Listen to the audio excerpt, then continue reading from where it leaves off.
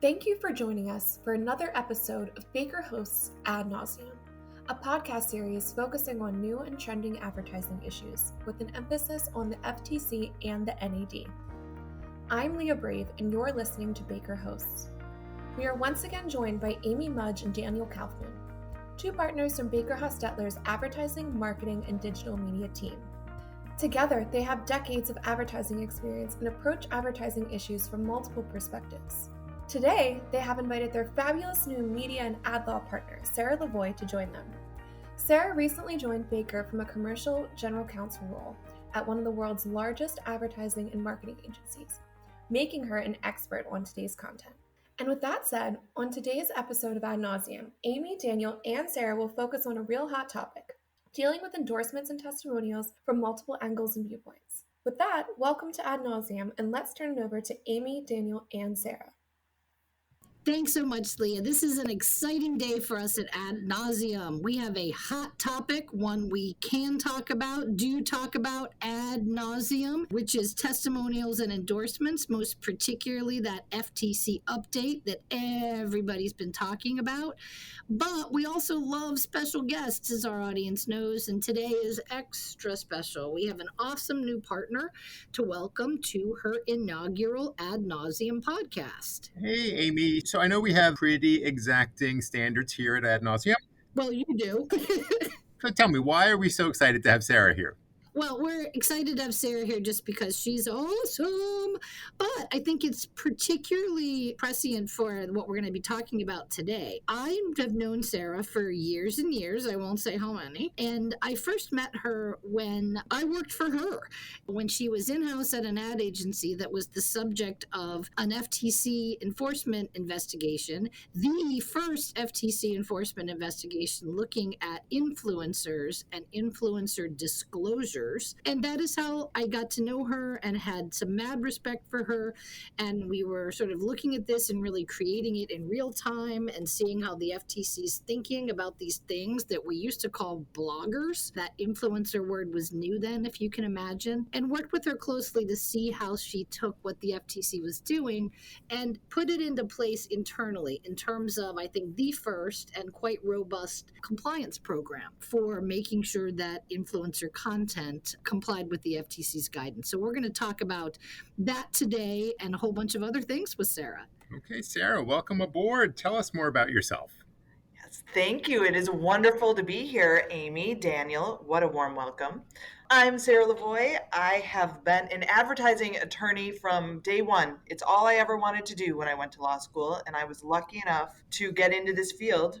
And as Amy said, we have connected before. We worked together while I was in-house at an advertising agency overseeing the media team on the legal front. And we worked together to form an excellent influencer compliance program that I think has really stood the test of time. We move on, we evolve, we improve things, but all of those bones were there that the FTC really put in place back in the day. And we're certainly going to talk more about that. Okay, so that is all well and good. I get it. But more importantly, we want to get a better sense of some of your pop culture cred. And today, one of the original influencers, Madonna, of course. Sarah, got to know your favorite song, album, and Madonna movie. All right, well, this is a fun one, and I'm glad Madge is out of the hospital and doing well. Yes. Yeah, but she put her concert tour off, so, my September just opened up. Right. Hey, hashtag self-care. It applies to everyone, right? Even Madonna. Okay, so you want my favorite, did you say song, album, and movie? Yep. All right. I'm going back into the archives here. It may be my Catholic upbringing, but I absolutely love Like a Prayer, which I believe that is the titular song for the album as well. Like a Prayer. So I'm going to double up. It was excellent. I loved it. And movie. Oh, there are so many. I'm going to go with the classic where she wasn't necessarily the star, and I thought she did a great job supporting A League of Their Own. Okay. The original. I like the new version. I respect your choices. I think they're all good. I think mine are better. The best song, it's just objective. Like, it is not subjective. Into the Groove, by far the best Madonna song ever. And the best movie she's in, Desperately Seeking Susan, which also features Into the Groove. But best album, I would say, is Ray of Light. Right. I think you may have just given our listeners an earworm, but it's a good one. So that's okay. And Desperately Seeking Susan, love it. Susanna Arquette, though. I mean, she really is amazing, Susanna Arquette, in that movie. But I saw the movie a million times. Right. What about Amy? Okay, all right. First of all, Sarah, no. And no, no. The great thing about Madonna is that she spans generations. And given that you were a mere tot in the 80s, I figured you would skew a little older on this. I don't know what you were doing walking away with my two, but I don't think you were using a fake ID when Like a Prayer was playing in the clubs like I was. But all right. And a ray of light? You know, Daniel just likes to look young, but God bless. All right, I have to go and I've got it. I've got it. There's so much to choose from. I think for album, I'll go with like Virgin. And my reason for that, I know it's a bit controversial, is it was the first tour I saw. Not my first concert, but certainly an incredible tour. And for song, I'm going to do two. I'm going to do Holiday. I still play that song. It's a great summer anthem. It's a happy song. I'm also going to sneak in Vogue because it was just seismic and life-changing and incredibly important and still is. It's a song that Beyonce is playing on this tour in a mashup. So Holiday and Vogue and, movie. I'll tell you, I just love Madonna so much, but she's not a good actress. I'm going to go Who's That Girl? It's a super fun movie. I think it stands the test of time. And I encourage you, if you haven't seen it, to go watch it. We will not talk about her movies not to watch because there's a fair number of those. Excellent. So lots of good choices here. And today, let's turn to the business at hand, testimonials and endorsements. We thought Sarah is going to help us bring a new and unique perspective to what the FTC is doing here, what it means for practitioners. But first, Amy, why don't you give us a sense, big picture, like what are your takeaways from the recent FTC announcement of the finally revised endorsement guides? Okay, pre-warning here, there might be a little ranting on my part, all right? So just to set the table. So the biggest takeaway for me is that this was not seismic news. And if I had a nickel for every time a client has reached out and said, Amy, why haven't you told me about this jaw-dropping change that I keep reading about in the legal press? I say, these are, I don't want to say minor, they're really important. Anytime the FTC comes out with new guidance, which it only does every decade or so, and particularly in an area like this, it is important. But these have been around for some time. They were in draft at the end of the Trump administration. They've been kind of sitting around. They were put out for comment. They were held for a while, and we didn't know what was going to happen. Were they going to be dramatic changes? And no, sometimes things just get delayed. The big takeaway is the current testimonial and endorsement guides. The big update is they incorporate a lot of the things the FTC has told us by way of their FAQs or really important staff document what people are asking and what they've told us in speeches when they've been out at conferences and things like that. So things like virtual influencers that we're going to talk about in a little bit are influencers as well. Things like tagging a brand is itself an endorsement that may require a material connection disclosure. Reiterating and confirming that there is broad liability for anybody in this ecosystem, not just the advertisers and the influencers, but the intermediaries themselves. So I would say it was just really putting a bow on everything that we've known. And if you've been keeping up with what the FTC has said all along and moving your program along, you're going to be just fine. There's no need for panic in the streets. The influencer guidance is largely unchanged. That said, and Daniel, I want to ask you about this. There was some discussion about typicality disclosures, and we focus so much when we talk about endorsements on the material connection disclosure. Does it have to be made? How should it be made? That it's easy to forget these other prongs that a testimonial has to reflect the true experience of the endorser. But if it's making a product claim, then it has to be typical. Can you walk us through the example they gave and what you think this means? Yeah, I thought it was a really interesting example. And it's a reminder that, look, you got to look carefully at actually what the disclosure is saying. And is your disclosure deceptive? The example they give is sort of weight loss. So you're making a claim, people in a study lost 10 pounds. And if the disclosure just says based on people who completed the study, the FTC said that might not be enough. If only 20% of the people completed the study, that has to be clear in your disclosure. So it's actually a really good reminder that it's not just about having a disclosure. It has to be a disclosure that's accurate and that it isn't in and of itself potentially deceptive on its own. Okay, whoa, wow. Remember back in the day when we thought, how in the world are we going to have a disclosure in 44 characters? And the FTC said, hashtag ad, that's 3. Well, this one, I will say, how are you going to get a disclosure that lengthy in a TikTok? Well, creativity. There just has to be some clear indication in that example that, 1 out of 5 people completed the study. Again, I'm sure there are more creative ways to trim it down and to sort of get the point across, but a very simple, based on people who completed the study, is not going to cut it if it's a study where you've got a huge number of people who don't finish. And I hate to say no, we never say no, but I think maybe this is one where you also say, maybe take a step back, and not everything is ripe for influencer marketing. And if it's too complicated that it requires a lot of extra explanation, maybe this is something that's more appropriate for a brand social post as opposed to a third party social post. Just saying. Oh, but my last thing before we dive in, and I want to talk to Sarah about her reactions, my last rant is what the guidance didn't do. And that was give us any meaningful advancement in how we look at influencer content directed at children. And essentially, the guide ends with a whimper or a bang, depending on your viewpoint, to say, hey, when you're using influencers with kids, they're a vulnerable audience. They might be confused. Do the right thing. Be careful. But we're not going to give you any real guidance in this area. That, to me, was quite disappointing. Yeah, no, I had the same reaction. I was definitely ranting about that. I thought we were going to, particularly given the workshop they did last year on stealth advertising, is what they're calling it.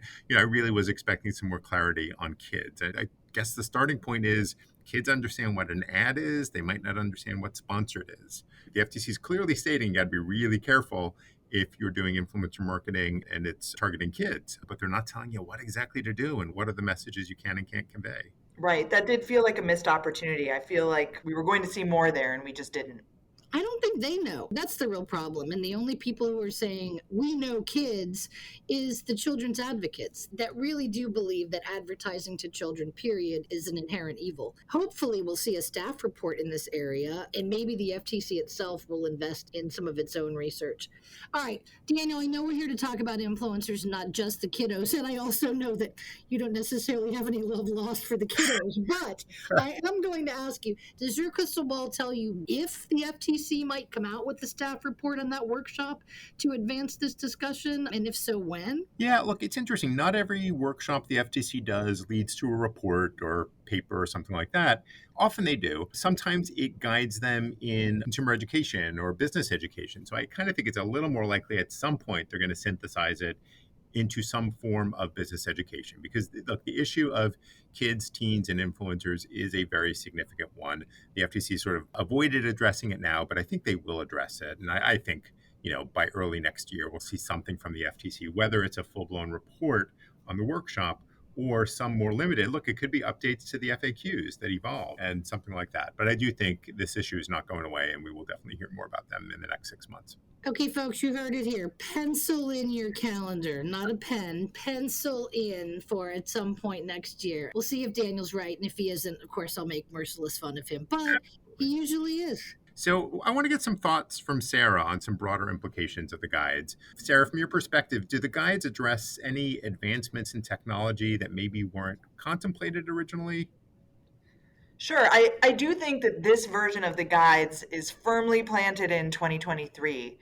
The FTC understands where consumers go to get information to make their buying decisions, and it absolutely is social media. So that's reflected in the FAQs and throughout. Amy mentioned that tagging is an endorsement, and now that has been clarified. But one other evolution here is how the FTC decided to define endorser. So the definition of endorser now includes what appears to be an individual, group, or institution. So that what appears to be, I'm using air quotes here, is key. What they're trying to address is virtual influencers. We've all seen cartoons selling goods and services for years. That is tried and true. But this new evolution of influencer marketing includes hyper realistic looking influencers. So if you were to be scrolling through, you may not know that someone who is wearing a certain cool outfit is not an actual human being on first glance. And the FTC wants to make it clear that the rules that apply in the real world, they apply in the virtual world as well. So if you get that question or you get that call from your marketing team saying, can we engage with a virtual influencer? Look at it, consider it, and just know that all of the same rules apply. Can you flesh this out a little bit, Sarah? I mean, I see because we love Madonna, but we love Barbie even more right now. And goodness knows, Barbie, if she had a bank account, she'd be raking it in with all the endorsements that she's doing. And she really is the influencer du jour as far as what to wear, what to buy. And is this the kind of person or company that you're talking about? Right. Well, Barbie, hands down, super popular. She has a huge following and she absolutely does engage in brand promotions. When I was online yesterday, I saw Barbie playing Uno at the beach, right? That is an intra Mattel type of promotion. But the issue with Barbie, everyone knows it's a doll, right? This new wave of virtual influencers, there's two different kinds really. One looks like a cartoon. You look at the influencer, and while they have a personality and a following and a point of view, it's clear that they are art come to life. The next level of virtual influencer, they really do look hyper realistic with the help of AI. And this is the type of influencer that we need to consider carefully in terms of marketing and advertising claims and endorsements. And the FTC has made it clear the rules apply across the board. Obviously the guides also make it clear that ad agencies can be on the hook, and there's a lot of old FTC cases on that. Would that also include when ad agencies are hiring influencers on behalf of the brand? Like, what is your sense of the scope of potential liability for ad agencies here? Yeah, I think originally in the original guides, it was clear that everyone within that service chain was responsible. And in this updated version of the guides, the FTC has reiterated that. They think every entity that is in the service chain needs to be diligent and take care. So, advertising agencies and other intermediaries, as they're referred to here in these guides, have to take responsibility to make sure that the rules of engagement are clear. I think what's interesting, it's not just in the contracts with the influencers. That's one way we mitigate risk. An agency will engage an influencer on behalf of a brand. That's the most common approach.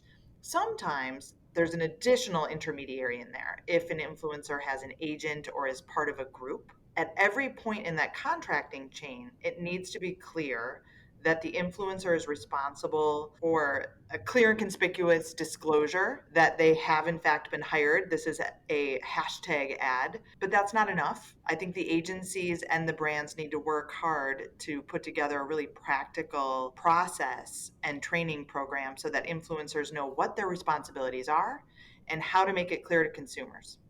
Well, certainly the first thing the FTC asks when they're looking at influencer issues is what's your monitoring program, what's your training program, and what do you do when people run afoul of your guidelines? And that will continue to be an important area of focus anytime the FTC is looking at influencer issues. Right. What's interesting is what the FTC doesn't necessarily ask, which is let me see your contract with the influencer. That's a given, but to your point, Daniel, they want to see robust compliance. I think now is a great time with the issuance of these updated guides for brands to take a look at their monitoring practices and their training. Let's drill down to that a little bit more. And Daniel, I'm going to pick at your crystal ball a little bit more. We know that you have to do monitoring and auditing. And I think we hope we know that does not necessarily mean looking at every piece of content that is posted. Mm-hmm. Although certainly the FTC did in this guidance say, hey, it's a better idea to look at content before it's posted. That's not always possible if you're dealing with really massive campaigns, particularly campaigns where there's no contract, where there's no money changing hands, but say free product is sent to a broad swath of influencers. Daniel, do you have a sense from your time at the agency of what is sufficient monitoring and auditing? How many of these posts need to be looked at on a consistent basis by the agencies, by the brands, maybe by both, to constitute that robust program? Yeah, look, everybody always wants the magic number. Is it 10%? Is it 30%? And it depends, unfortunately. And I know everybody hates that answer. But look, if you're running a small program and you've got 6 influencers, yes, you should be looking at all their posts. But obviously, the much larger brands and much larger platforms have to have a program that is robust. They're looking at a significant percentage, and they're also doing triage. They're looking particularly heavily at the influencers who have the highest reach, and that they're cycling them and making sure they're trying to look at every influencer as part of the program at some point in time. So it really does require some creativity to make sure you're looking at the more high profile influencers, not forgetting the other ones, but definitely more of an emphasis on the high profile because of the extent of the reach. So look, there's no magic number. It has to be a reasonable program, but it's interesting. One thing I always tell clients is, if you're sort of looking at 10%, let's say, and you're seeing a lot of problems with the 10%, you got to start looking at more than 10%. So it does have to be sort of a reactive program that grows and develops. And as you see problems, that's a signal that you need to sort of look at more of the traffic to see what's going on. I think that makes a lot of sense, Daniel. And the magic words in the guides themselves are that brands and agencies need to take action to remedy noncompliance and prevent future noncompliance. So something to add here, if an agency and a brand is engaging an influencer who continually misbehaves, doesn't post the proper disclosures, and won't remedy the posts quickly, it would behoove them, as my mom would say, to address that. I do think that the FTC will look at goodwill and a robust compliance program. But if a specific influencer won't follow the rules, I think brands and agencies should reconsider. Okay, and with that, we definitely got into the groove together on testimonial and endorsements. Amy, before we wrap up, I have one request. If anyone is actually still listening to this podcast, if there are other things you think we should be talking about, topics that are important to you, shoot us an email, let us know. We're having a blast doing these podcasts, and we definitely want to make sure we are addressing topics that are important to the people who are listening. Well, with that is a wrap for Ad Nauseam, testimonials and endorsements. Thank you, Daniel, as always, for being my partner in crime. And Sarah, thank you so much for joining us. We look forward to having you back in future. Thank you. It was wonderful. Thank you, Amy, Daniel, and Sarah. If you have any questions for Amy, Daniel, or Sarah, their contact information is in the show notes. For more information on the latest developments in ad law, visit our Adtorneys Law blog at www.adtorneyslawblog.com. And check out all Ad Nauseam episodes by subscribing to Baker Hosts wherever you get your podcast. And as always, thanks for listening to Baker Hosts. Comments heard on Baker Host are for informational purposes and should not be construed as legal advice regarding any specific facts or circumstances. Listeners should not act upon the information provided on Baker Host without first consulting a lawyer directly. The opinions expressed on Baker Host are those of participants appearing on the program and do not necessarily reflect those of the firm. For more information about our practices and experience, please visit bakerlaw.com.